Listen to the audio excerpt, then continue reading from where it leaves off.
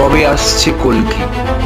জ্বলছে পৃথিবী, জ্বলছে শহর, জ্বলছে আমাদের ঘর, জ্বলছে বিশ্বাস। চারিদিকে শুধু দৌড়, সম্পত্তির, ক্ষমতার, অহংকার। প্রকৃতি কাঁদছে, সমাজ ভেঙে পড়ছে। ধর্ম এখন রাজনীতির মুখোশ। মানুষ ভুলে গেছে নিজের দেবত্বকে, ভুলে গেছে ভগবান বাইরে নয়, ভেতরে জেগে ওঠে।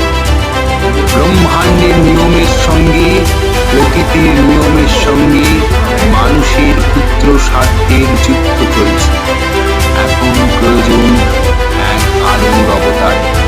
তিনি আসছেন, কল্কি 2028 সালে নয়, আমাদের অন্তর।